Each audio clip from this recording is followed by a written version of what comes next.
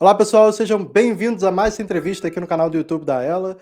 Vou conversar com mais uma aluna do Bootcamp Mid, lá da nossa comunidade, que estudou, já fez um monte de coisa, decidiu ir para mestrado, já fez vários cursos, fez estágio e está oficialmente no mercado como UX designer, né, na Europa, e ela vai poder contar um pouquinho mais. A trajetória dela é muito interessante, eu acho que tem vários pontos aí para você prestar atenção.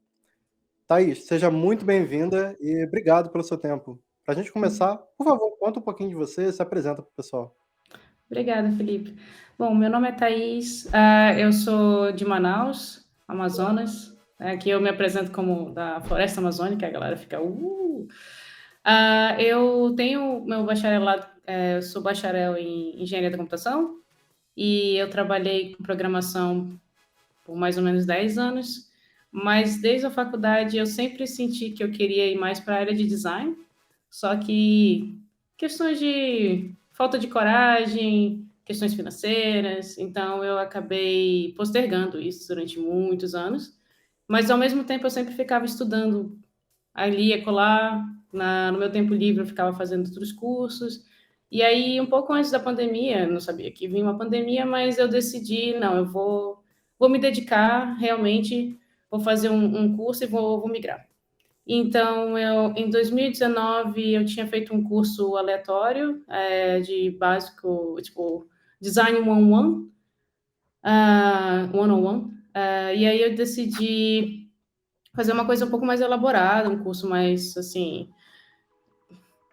robusto, vamos dizer assim.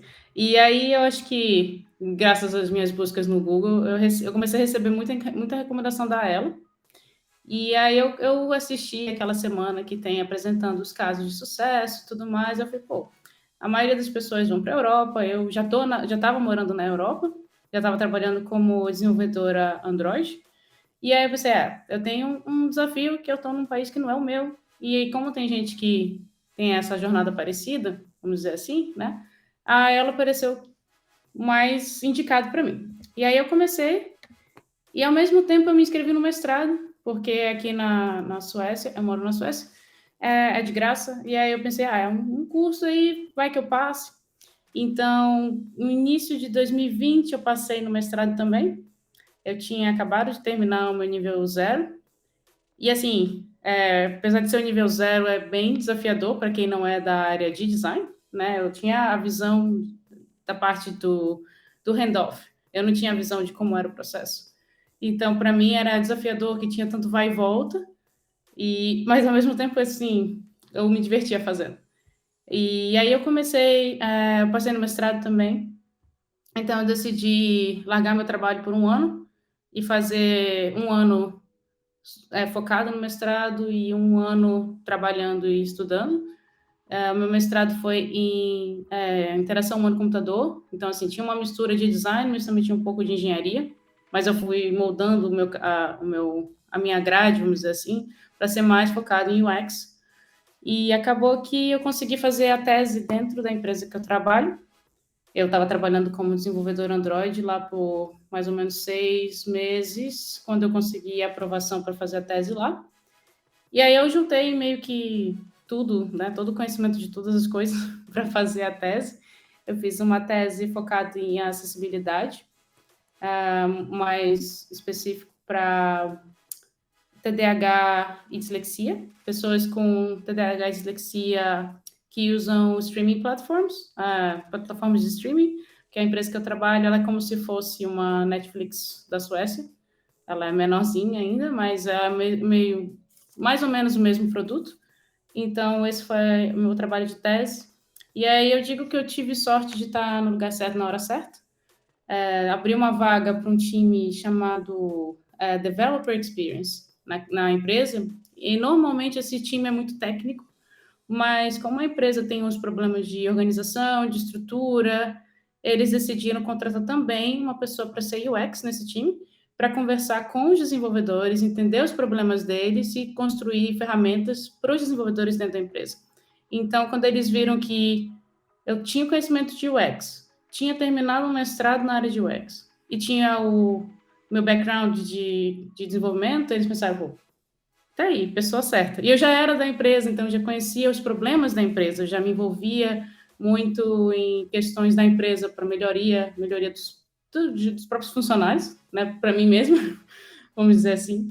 Então, meio que um resumo da minha trajetória foi mais ou menos assim que eu virei UX Researcher na empresa que eu trabalho hoje. Muito bom. Thaís, alguns pontos fantásticos que você tocou. Primeiro que, assim, acho que você levemente tocou no fator sorte, né? Quando você falou, eu estava no local certo, na hora certa, então, assim, os astros se alinharam e tudo fazia sentido. Mas é curioso, porque talvez você tenha escutado, né, de alguém, você deu sorte, pô, você já estava ali, né, não sei o que e tal. E isso é injusto pra caramba. E que eu acho curioso que a pessoa não percebe, né, quem olha de fora, é que, beleza, sorte existe? Talvez. Mas existe para quem está preparado, né? Como você falou, você estava ali já estudando a Vera no Bootcamp Meet, participando da comunidade, já estava ali terminando o seu mestrado, que foi uma coisa que, em teoria, daria para falar, não precisava, mas você foi buscar, você estava afim, então você demonstrou que você queria mais, você queria aprender. E aí a empresa aproveitou, precisamos dessa vaga. Tudo fez sentido. Então, parabéns, eu acho isso muito legal. E eu acho que é um momento importante das pessoas perceberem isso, né? Não dá pra gente achar que, tipo, tudo vai dar certo da noite pro dia, vagas vão brotar no meu colo. Não é assim. A gente tem que fazer a nossa parte, a gente tem que querer, tem que estudar bastante, se dedicar. E você fez isso tudo. Então, muito legal escutar isso. Parabéns de verdade. Agora, você também tocou em alguns pontos que eu não sei se todo mundo que está nos escutando entendeu. Então, eu vou tentar, assim, resgatar isso para que a audiência aqui no YouTube possa entender o que você quer dizer. Mas antes, assim, você era programadora. E você falou que era programadora há 10 anos. E vamos combinar que se você era programadora há 10 anos, você era uma boa programadora. Porque ninguém consegue fazer uma profissão por 10 anos sendo ruim. É impossível. Então você fazia o seu trabalho muito bem, já na Europa. Arrisco dizer que já ganhava bem, ou melhor, mal não era. Porque a gente sabe que programação paga direitinho também. Né? É até curioso, porque assim, eu já vi pessoas querendo vir para a área de UX ou de design por causa dos salários. Os salários estão realmente muito bons. E aí tem gente que, eu quero por causa do salário. Mas eu já fiz essa brincadeira, olha, se você só quer por causa do salário, será que você não deve estudar programação? Porque os salários são ainda mais altos. E você fez o caminho inverso, você fez isso por bastante tempo, você tinha ali uma potencial trajetória de crescer, ganhar mais dentro da programação. Você optou por dar vários passos quase que para trás, tanto que você voltou para academia, de fato, você voltou para fazer curso online, foi estudar com a gente, foi fazer na prática, e aí foi, não sei se você já era, provavelmente sênior, né? 10 anos, você devia talvez ser sênior na empresa, por aí. Eu acho que eu era até, aí eu acho que faz parte do porquê também eu mudei, mas assim, eu acho que eu era um pleno quase sênior ou um sênior júnior, vamos dizer assim. Pelo menos questão de confiança de que eu poderia pegar qualquer problema, assim, como um sênior. Eu imagino que o sênior deveria fazer. Entendi. Mas você voltou para provavelmente júnior, né? Ok que um júnior 2.0, vai, se é que eu posso chamar assim. Você já conhecia a tecnologia, já conhecia um monte de coisa. Queria que você explicasse um pouco mais. Por que efetivamente você decidiu fazer isso? Por que você decidiu, né, fazer essa transição da parte totalmente técnica para a parte de... E no seu caso não foi nem pró do design, pelo que eu entendi, você está fazendo pesquisa efetivamente, entrevistando. O que foi, sei lá, o seu chamado para você? Por que você decidiu fazer isso? Eu acho que é algo que eu já tinha para mim desde antes. O meu sonho de criança era ser arquiteta, na verdade. E como na época não tinha faculdade, pelo menos não na federal, no meu estado, eu pensei, qual é a segunda coisa que eu gosto? Eu tinha um blog, eu gosto de HTML, eu gosto de fazer essas animaçõezinhas, eu mexia com Flash. E acabou que eu fui indo para essa área. E mesmo depois de sentir o chamado, assim, acho que foi a primeira vez que eu senti, não, eu estou no curso errado, foi quando eu vi uma feira de ergonomia na faculdade, né, do grupo de design. E eu pensei assim, seria legal trabalhar com isso. Só que tinha todo um caminho para voltar, né, voltar todos os steps, e eu estava já terminando a faculdade quando eu vi isso. Então, acho que isso me controlou mais. E eu pensei, não, eu acho que é só porque eu sou muito júnior ainda, eu preciso me profissionalizar mais, então eu fiz pós-graduação, inclusive pós-graduação em desenvolvimento mobile, porque era o que eu trabalhava. Então, eu fui tentando me profissionalizar e ser melhor na parte de programação, só que sempre tinha aquele negócio assim, pelo menos para mim, eu vejo que boa parte dos super maravilhosos programadores que eu conheço, eles gostam muito de fazer isso. E eles fazem, inclusive, no tempo vago, não necessariamente programar, mas eles estão sempre se atualizando. E eu não tinha essa vontade. Eu fazia porque eu precisava para me manter, mas não era aquela coisa, pô, eu sinto um prazer enorme de ficar assistindo vídeos sobre as melhores tecnologias para Android. Não vinha esse sentimento. E aí eu pensei, pô, eu gosto tanto de ver coisa de UX. Será que não dá para trabalhar com isso? Porque eu acho que foi a primeira coisa, a primeira vez que eu ouvi o nome, a expressão UX, porque antes eu pensava em design no geral. E aí, em 2016, foi quando eu descobri o canal UX Now, Daniel Furtado. E aí eu vi assim, pô, é tão legal esse negócio, dá para trabalhar fazendo isso, e não é tão longe da minha realidade, porque eu entendo o que precisa receber, vamos dizer assim. Mas eu não entendo o processo anterior, mas eu acho super interessante. Eu era aquela pessoa que, pode ser, hoje até é meio errado, me escalava para ficar em entrevista. Eu trabalhei para a Samsung um tempo, e aí toda vez que eles tinham chance de entrevistar funcionário para alguma pesquisa, eu sempre estava lá, porque eu achava tão interessante todo o processo de estar entrevistando para melhorar o produto. E assim, empresas como a Samsung têm aqueles laboratórios maravilhosos, que você tem aquela sala tipo de policial, que você aquele espelho mágico, vamos dizer assim. Eu achava incrível. E assim, eu vi que eu me escalava porque eu queria estar lá, porque eu achava muito legal o processo. Então, acho que tudo isso começou a alimentar que eu não estava tão feliz fazendo o que eu gostava, o que eu estava fazendo. A insegurança partia do ponto que, eu ganho bem, eu estou num país estranho, eu já tenho problema, já tinha, né, esse problema de ser uma imigrante no país, trabalhando com uma coisa que todo mundo precisa. É muito difícil não achar um trabalho como programador aqui. As pessoas imploram para você trabalhar. E aí eu vou para uma área nova, sendo júnior, mas, assim, eu ainda sou nova, né? E eu ficava pensando, pô, eu tenho um pouco mais de 30 anos. Eu tenho pelo menos uns 20 anos aí de carreira. Eu vou passar o resto da minha vida trabalhando com algo que não me satisfaz? E aí eu comecei a estudar, tipo, eu sabia a parte do financeiro, né? Que, querendo ou não, ainda tem uma discrepância. Acho que menos que no Brasil. Acho que no Brasil acho que já está melhor hoje em dia. Mas na minha época de júnior, um júnior como designer e um júnior como dev ganhava... Era bem diferente. O júnior de designer ganhava bem menos que o júnior como dev. Então essas coisas me faziam ficar pensando, não, eu preciso primeiro me estabilizar para depois decidir o que fazer. E acabou que aqui a diferença é um pouco menor, e eu vejo que vai muito também da pessoa. Se ela é muito competente e ela faz escolhas voltadas para o dinheiro também, que não é muito o meu caso, mas se eu for, pô, eu quero ganhar muito bem, quero ganhar a mesma coisa que um dev, eu sei que eu vou ter que ir para uma empresa grande, eu vou ter que estar num cargo mais sênior, ou então numa posição dentro da área de design que ganha mais. Então, tem esse tipo de escolha em relação ao dinheiro. Mas, para mim, era aquela coisa, eu queria estar pelo menos um mínimo para me manter, né? Não necessariamente júnior. No caso, eu dei sorte que essa posição que eu estou, ela não é tão júnior, porque ela precisa lidar muito com gerentes, então eles exigem certa experiência.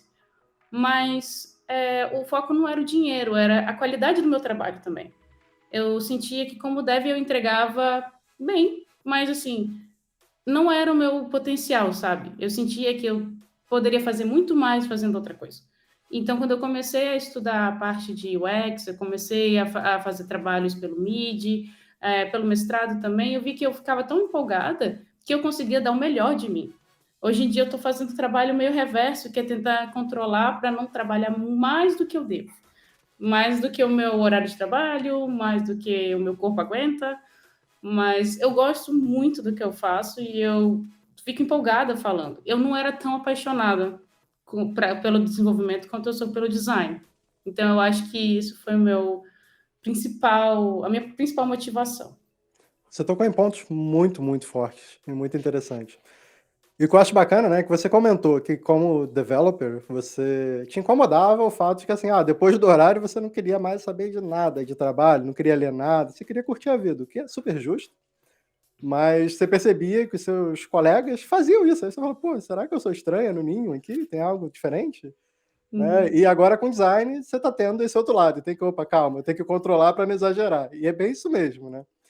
E eu acho que um outro ponto que, assim, para mim fez muito sentido quando você falou, pô, eu ainda tenho mais uns 20 anos aí de carreira, de trabalho pela frente. Será que eu vou ficar fazendo algo que eu não gosto tanto? Só por causa do dinheiro, só para me sustentar e tudo mais. E hoje já é possível ganhar tão bem quanto na área de design, como você bem falou. Sim, tem designers que ganham mais do que developers. Como você falou, depende da posição da pessoa, o que faz. Né? Tem freelas, tem pessoas que são freelas, estão ganhando muito bem. Sim. Então hoje é possível ter uma vida excelente dentro do formato ali que funcionar para cada um, porque são tantos formatos que cada um pode escolher. Isso é maravilhoso. Então, parabéns, assim, parabéns por esse racional, assim, tão bacana que você chegou. Eu compartilho muito desse sentimento também. Eu acho que, assim, deve ser, pelo menos para mim, tá? Deve ser um porre imaginar assim, eu vou ficar mais 20 anos trabalhando e eu não gosto do que eu faço, ou sei lá, não tô tão satisfeito. Deve ser um sentimento bem esquisito, né? E, enfim, espero que cada vez mais pessoas tomem essa decisão. E na área de design, se alguém estiver nos escutando e está com essa dúvida, não perde muito tempo, não. O mercado tá bom, tem um monte de coisa pela frente. Só não acha que você vai entrar no mercado amanhã, porque não é assim. Tem toda uma trajetória, tem que se dedicar, tem que estudar. Né? Quando você falou que anos atrás, eu entendi lá para 2015, ou 14, ou 13, sei lá, designer ganhava muito menos. Eu entendo, eu fui um desses designers que ganhava bem menos do que programadores. Né? Mas hoje a gente pode se orgulhar que a gente está ali no mesmo patamar. Assim. PM, Developer, tem empresas que eu já vi que é o mesmo salário para PM, né? Product Manager, Developer e o Designer, dependendo do level. Assim. Júnior, todo mundo similar, pleno, todo mundo similar. E eu acho isso muito bacana, porque no fim não tem como, né? Você ter uma empresa de tecnologia sem um desses três pilares. Então os três são de extrema importância. Show de bola. Agora deixa eu entender uma coisa. Você falou que antes o seu trabalho começava depois do handoff. E esse foi um dos termos aí que eu falei, eu não sei se todo mundo entendeu o que isso quer dizer. E agora o seu trabalho está num momento diferente.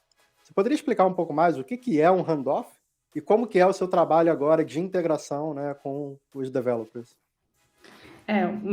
Antigamente, como developer, o handoff é quando você recebe o UI e UX, né? Às vezes, dependendo da empresa, você tem até uma documentação diferente para UX e para UI. Então, você sabe quais são os fluxos que você tem que fazer, como tem que estar, no meu caso, para mobile, tem exatamente as distâncias, as medidas de cada componente. Então, na época, acho que o melhor handoff que eu tive foi na época da Samsung, por ser uma empresa grande. Então, eu tinha uma documentação de UI que eu tinha que seguir à risca.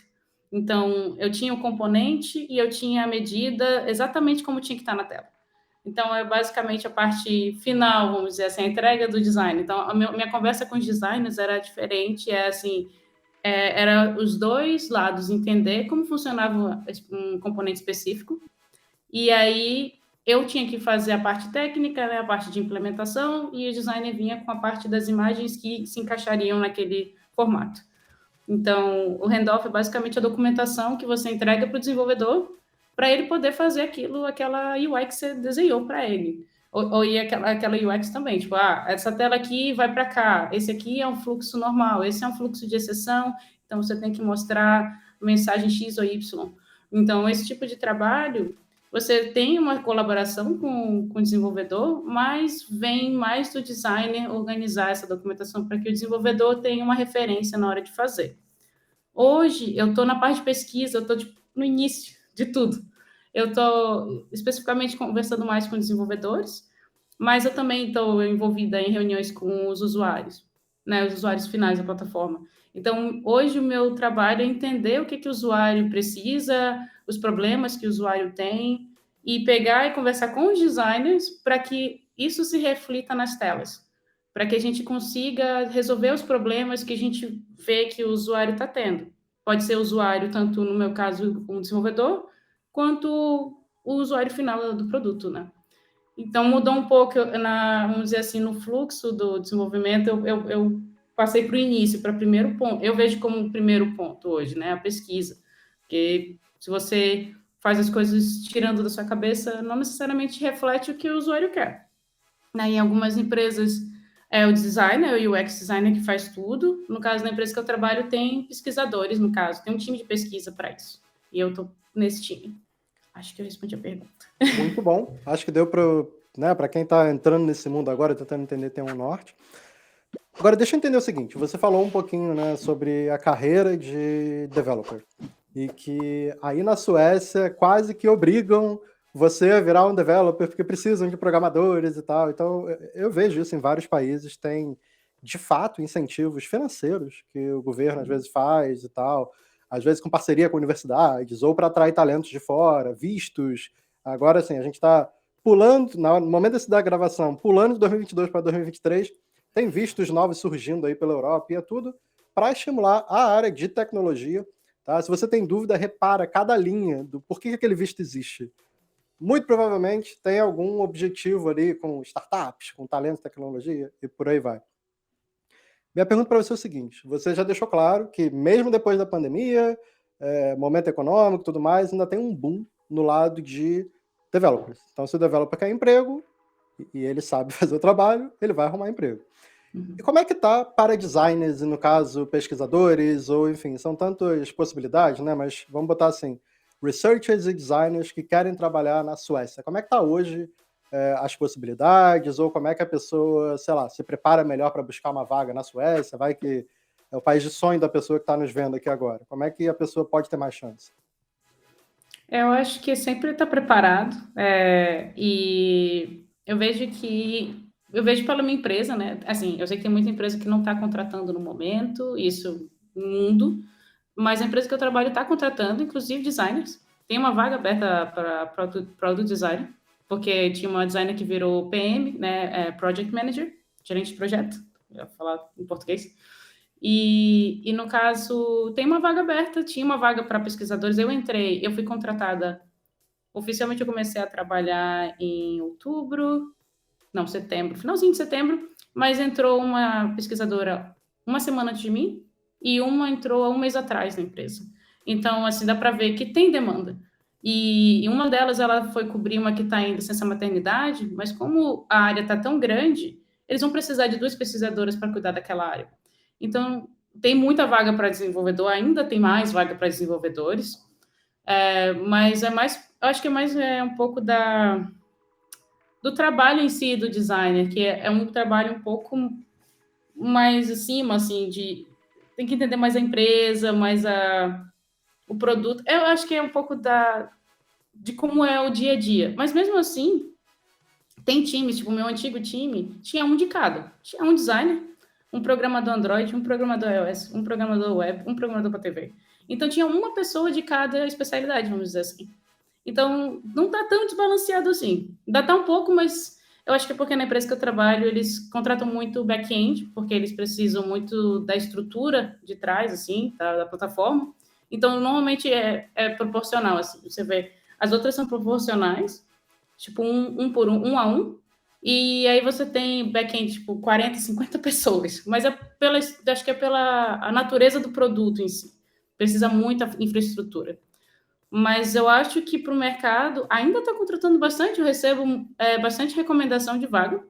Ainda eu acho que eu tenho que melhorar meu LinkedIn para melhorar essa parte de, vamos dizer assim, recrutadores. Eu não sei o quão ativo eles estão no momento, mas depois que eu tirei a parte Android, o pessoal meio que sumiu, por enquanto, vamos dizer assim. Mas eu vejo muita vaga ainda para designer por aqui, mesmo com essa recessão que estão esperando para o próximo ano, né? E na Suécia em si, eu vejo que depende muito da vaga. No geral, eles querem experiência, e é a experiência colaborando com as pessoas, e assim, pode ser o time de design e o time de desenvolvedores, e pessoa que tem experiência realmente em fazendo produto. É o que eu sinto, assim, quando eu vejo as vagas. E a outra coisa, assim, algumas empresas pedem algum curso específico de algum lugar, mas normalmente é uma empresa muito sueca. E aí, normalmente pede o idioma. Então, essas aí eu ainda elimino, porque o meu sueco ainda não está tão bom.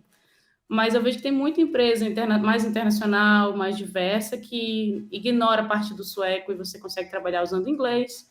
E se você tem experiência para mostrar, você é contratado. Na empresa que eu trabalho, o time de design é bem diverso. Tem acho que uns 3 a 4 suecos, mas nós somos 15, contando os pesquisadores e designers. Então, acho que boa parte é de fora. Tem muito brasileiro também. No time de pesquisa, nós somos só 4, por enquanto. A quinta está em licença maternidade. Mas são 2 brasileiras, que eu e mais uma portuguesa, uma sueca. E a outra é filipina. Então, assim, dá para ver que o mercado aqui está bem aberto para gente de outros países, e mesmo sem saber o idioma. Tem empresa muito específica que depende muito do produto, eu vejo. Se o produto ele lida muito com o público local e só o público local, eles exigem o idioma, o sueco. Mas se for produtos mais internacionais, como o produto que eu trabalho, tem gente de toda a Europa. Hoje está meio espalhado na Europa o produto. Então não precisa necessariamente saber o idioma. É legal? É. Eles apreciam e você tem uma vantagem. Mas não é obrigatório. Não para todas as vagas. Massa demais. E esse lado da diversidade, acho que pela Europa a gente acaba vendo bastante isso em várias empresas, isso é muito legal, né? Eu, quando estava em Londres também, assim, era um time que não era tão grande assim, acho que eram 5 ou 6 designers. Não, acho que eram 6. 6 designers, incluindo o diretor, acho que eram 7. E a gente estava em Londres, e tinha um britânico, e esse um britânico estava saindo quando eu cheguei. O resto era cada um de um canto. Isso é muito massa, assim, é uma experiência, na minha opinião, magnífica, assim, de vida, né? Que você aprende muito com essa troca e tudo mais. Show de bola. Thaís, agora deixa eu te perguntar uma outra coisa. Uma das principais, digamos que, objeções, assim, que eu recebo das pessoas, tanto de dentro da nossa comunidade, lá na Ela, quanto às vezes de fora. Pessoas que, tô muito afim de estudar, mas não tenho tempo. Não tenho tempo porque estou com um filho pequeno, ou porque estou cuidando dos meus pais, ou porque eu trabalho muito, ou porque estou fazendo faculdade, ou enfim. Tem sempre um porquê, e não é assim desmerecendo nada nem ninguém. Dentro da comunidade eu também vejo isso, pessoas que entraram e falam, nesse momento eu não estou estudando, porque isso, aquilo, aquilo outro. E o que eu queria te perguntar é o seguinte, você entrou no bootcamp da Ela, que você já sabe, é super intenso, você avançou vários projetos, então não é nada simples, né, participar, tem muita mão na massa, tem muito trabalho, muita mentoria. Pouco depois, se eu entendi certo, você tinha terminado o nível 0, você somou e entrou no mestrado, estava trabalhando, aí teve um ponto ali da sua vida que você focou só em estudar, né, ficou no mestrado e na ELA, e depois você voltou a trabalhar, mas pelo que eu entendi, você ficou um bom período fazendo 2 coisas mais trabalho, e não são 2 coisas tão pequenas. É um mestrado com tese e o bootcamp da Ela, que é bem intenso. Então, minha pergunta para você é, como que você fez isso? E como, sei lá, se você tem dicas para como que as pessoas podem equilibrar os pratos e dar conta? Porque a percepção que cada indivíduo, né, cada pessoa tem, é que a sua vida está muito complicada. Que você está fazendo muita coisa e que você não tem tempo. Mas, curiosamente, quando a gente olha para fora, todo mundo está assim, né? Todo mundo está sem tempo, todo mundo está fazendo um monte de coisa, só que algumas pessoas vão lá e fazem, você foi uma delas. Então, que dica você tem para, enfim, baseado na sua experiência aí, para a galera que diz que está sem tempo, mas para começar agora 2023, claro, quem está afim, né, de estudar, começar agora a usar 2023 como gás aí que está faltando. Eu acho que eu sou uma dessas pessoas que teve os seus momentos também de parar, mas eu acho que é normal. Eu acho que uma coisa que eu aprendi esse ano é respeitar os nossos limites. Então a gente pode planejar as coisas, mas respeitar o limite para também não sacrificar muito. Eu acho que o importante é planejar. Acho que tudo que você planeja acontece, vamos dizer assim, não necessariamente acontece do jeito que você quer, mas acontece alguma coisa, é melhor do que nada. Então, eu acho que o conselho, assim, é fazer, nem que seja algo pequeno, mas com uma certa constância. Isso eu vi muito e muito depoimento da ela também, isso tem me ajudado, né, porque, querendo ou não, eu estou ainda muito fresca nessa área e eu quero continuar. E eu sei que o trabalho é uma coisa que faz você não só despender muito tempo, mas você fica cansado no fim do dia. Então, eu acho que se você cria certas estratégias, assim, 1 hora por dia, ou você tenta ver o teu portfólio, sei lá, pega alguma coisa que você quer trabalhar, portfólio. Vê o teu portfólio como um projeto. Então, você começa a analisar quais são os pontos que você precisa melhorar. Então, você começa a tratar certas coisas como se fosse um trabalho que você faria como designer. Então, eu fiz isso, por exemplo, no meu portfólio. Eu ainda acho que ainda preciso melhorar, Mas, assim, eu enviei para algumas pessoas, eu colhi feedback. Aí eu comecei a melhorar. Eu comecei a ver, tem projeto aqui que eu não testei muito com as pessoas. Vou começar a testar. Então, eu vou poder adicionar isso no meu portfólio. Eu acho que é fazendo um pouquinho, de pouquinho em pouquinho, quando você olha para trás, você fez um montão. Foi a mesma coisa que aconteceu quando eu comecei o mestrado, por exemplo. Eu pensava, nossa, 2 anos. 2 anos. E aí, quando eu vi, eu já estava fazendo a tese. Eu falei, nossa, acabou. Já acabou e passou rápido. O tempo passa muito rápido. Então, eu acho que, assim, todo mundo tem as 24 horas.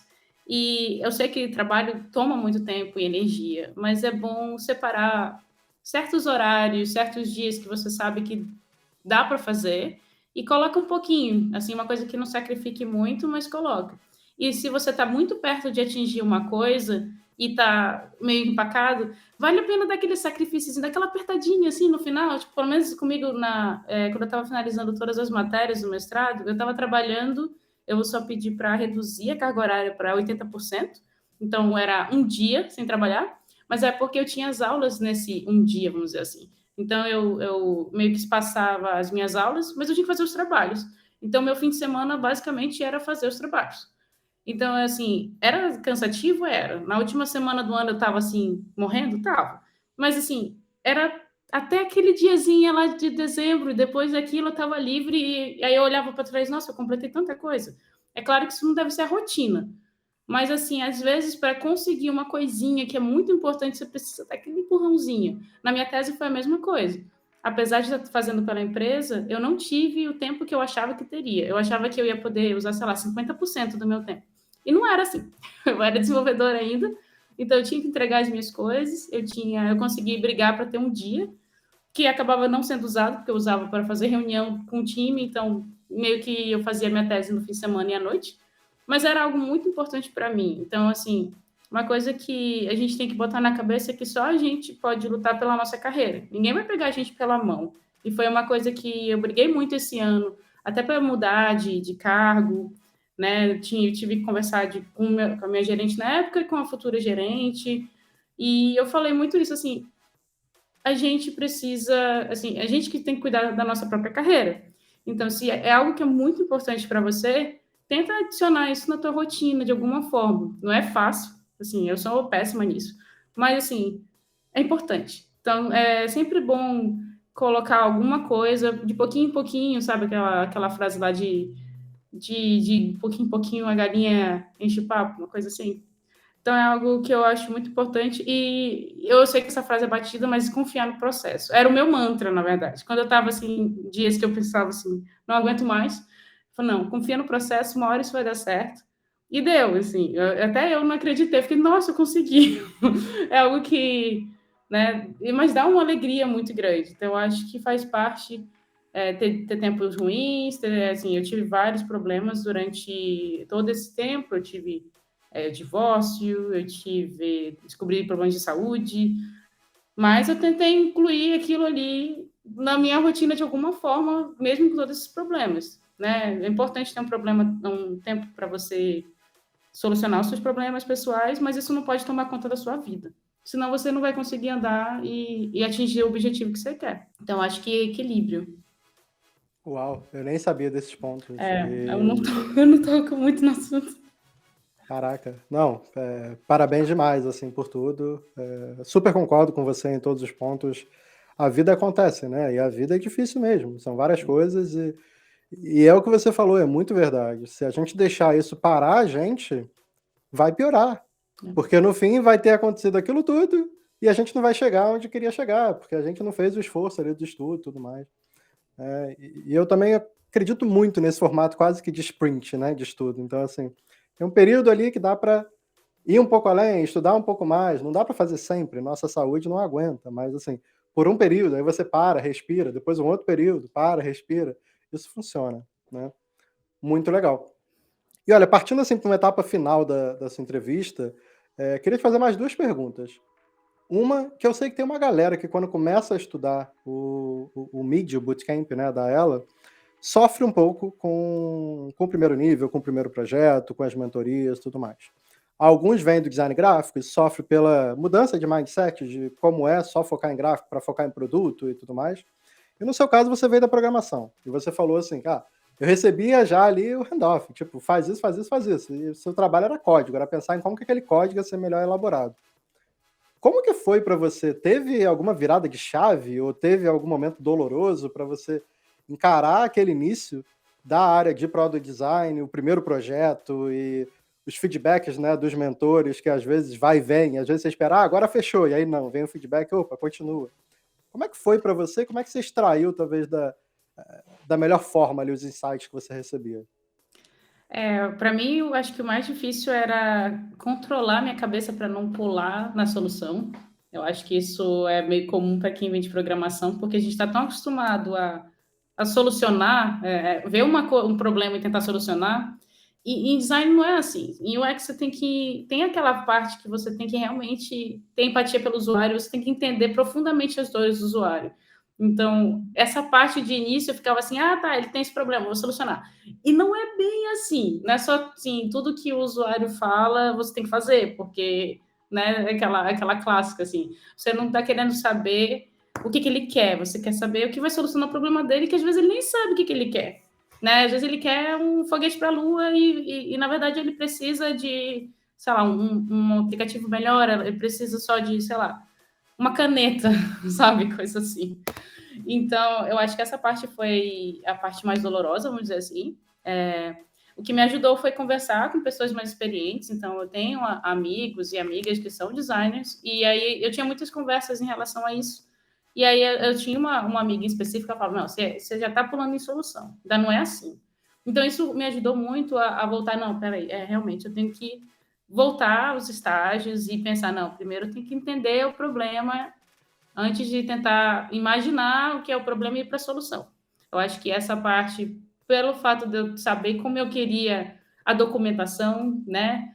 Como eu imaginaria que seria a documentação ideal para o desenvolvedor, eu já queria mudar e já ir para aquilo. Já ir para aquilo. E, ao mesmo tempo, eu me senti insegura em fazer as telas. Porque eu sei que é um trabalho leva tempo, não é uma coisa que você aprende da noite para o dia, ainda mais para alguém que não tinha base de design gráfico ou de nada que fosse mais visual. Então, acho que a parte que eu sofri um pouquinho, e ainda acho que ainda sofro, ainda tenho muito a melhorar, é a parte de UI, e ela me ajudou muito nisso, porque eu vinha logo com a solução, e aí normalmente eu recebia de volta, não, mas, tipo assim, qual é o problema que você está solucionando aqui? Né? Porque eu ficava fazendo, né, redesign do que eu achava que era, coletava uma informação aqui e outra ali, mas faltava coisa, sabe?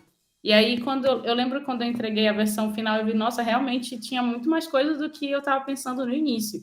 Então, fazer um benchmark, dar uma olhada como são as soluções das outras pessoas, realmente entender o que o usuário está querendo. Não só pensar, não, eu acho que baseado nisso aqui que eu ouvi, isso aqui é a parte mágica que vai solucionar todos os problemas. Eu acho que essa parte foi uma virada de chave que eu precisava como uma ex-desenvolvedora. Era mudar e entender que a gente está aqui para entender o problema e solucionar problemas, né? Basicamente. O que eu fazia como dev, só que de outra forma, né? É muito mais não só pegar um problema e solucionar, mas entender o que é o problema, esmiuçar o que é o problema, realmente achar a fonte do problema, ao invés de só pegar aquilo que você ouve e tentar solucionar. Eu acho que essa é meio que a dica que eu dou. Eu não sei se eu realmente respondi a pergunta. Total. E, de novo, você tocou em pontos ótimos, né?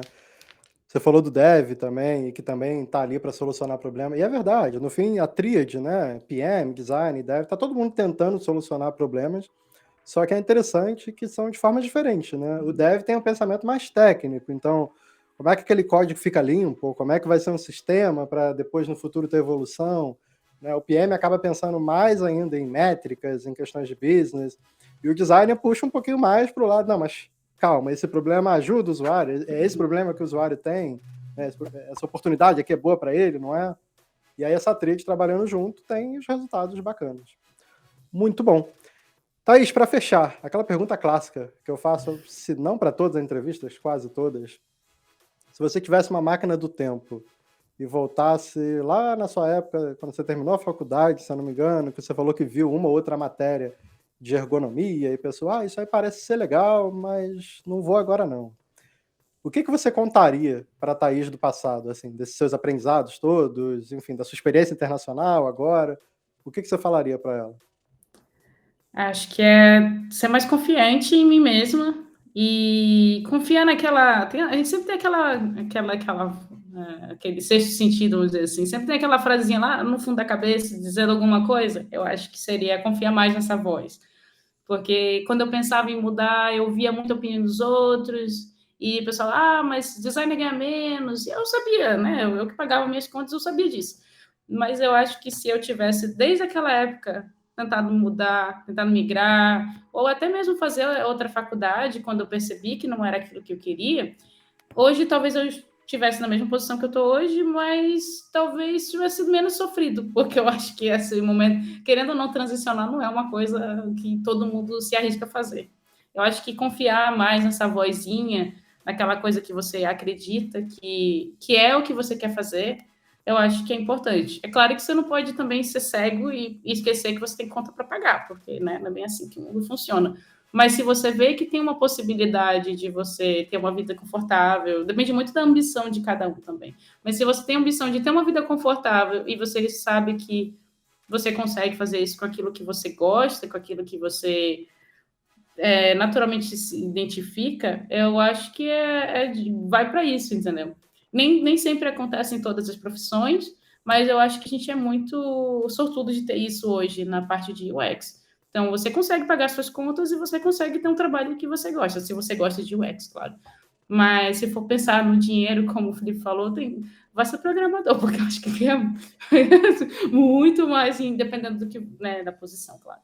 Mas eu acho que é meio que isso, confiar na vozinha interior, naquela coisa que diz o caminho para se seguir. É doido, né? Essa vozinha sempre sabe, né? A gente que nunca escuta. Ou melhor, demora às vezes para escutar. Sim. Isso é muito doido. Mas olha, dicas bem legais. Bacana isso. E eu já falei algumas vezes, repito, né? Se alguém estiver aqui nos vendo e só querendo entrar na área de design ou de UX por causa do dinheiro, do salário, sim, está se pagando muito bem, dependendo de para onde, ou qual level, qual empresa. Dá para ganhar salários que são quase inimagináveis para alguns brasileiros, muito altos mesmo. Mas eu não acho que esse é o caminho, porque senão pode acontecer que nem aconteceu com você na programação. Vai chegar um ponto que a pessoa vai estar insatisfeita, vai estar infeliz, não vai querer mais estudar fora do horário, não vai querer fazer curso, vai achar, já estou trabalhando, tá bom. E aí é que você começa a meio que parar de crescer na carreira, porque vai crescer quem está afim, quem está estudando, quem está se desenvolvendo. Né? Exatamente. E aí você até comentou, se eu tivesse feito isso antes, talvez eu estaria nessa mesma posição hoje. Olha, eu discordo. Eu acho de verdade que se você tivesse feito isso antes, talvez sim, você tivesse ganho menos dinheiro por um tempo, porque naquela época designer ganhava menos, até um ponto que você passaria a ganhar igual, e depois você passaria a ganhar mais. Sim. E hoje eu acredito que você já estaria ganhando bem mais, você já estaria a cargo em bem maiores, já estaria com muito mais experiência. Isso é natural. Mas é a vida, isso é um aprendizado, né? A gente olha para trás para aprender e aí tocar de uma forma melhor dali para frente, né? No seu caso, seguir estudando, seguir se aperfeiçoando, como você falou, isso é muito importante. E bacana que você, pelo jeito, você já se identificou com pesquisa, né? Que é uma área também que tem uma oportunidade vasta e tem muito espaço aí para crescer e todas as empresas precisam. Sim. Então, Thaís, muito obrigado pelo seu tempo, sucesso para você, manda ver, a gente vai continuar se vendo na comunidade, nas aulas, nas mentorias, mas manda ver nos estudos, não deixa a peteca cair não, e vamos nessa, que o mercado precisa de pessoas assim, pessoas que estão afim de ir lá, de fazer, de acontecer, de estudar, de ler livros, não pessoas que querem resultados rápidos, né? E para você que está nos assistindo aqui, espero que você tenha gostado dessa entrevista. Se você gostou, deixa seu like. E não, eu não estou pedindo isso só. Enfim, o algoritmo do YouTube vai valorizar isso. Então, se você quer nos ajudar, aperta o botãozinho aqui de like, que aí ele vai empurrar essa entrevista para mais pessoas, tá bom? E também, se você conhece alguém que está curioso, o que é Product Design, o que é UX, vale a pena, não vale, Suécia, Europa, manda, compartilha esse link aí. Talvez ajude um pouquinho a pessoa a saber se é para ela ou se não é. E se não for, maravilha, já resolve mais rápido e ela vai fazer outra coisa. Bom, um grande abraço. Thaís, muito obrigado pelo seu tempo. Obrigada, A gente vai se ver em breve. E obrigado por você que está nos assistindo ou nos escutando em algum canal. Um grande abraço e a gente se vê. Tchau, tchau.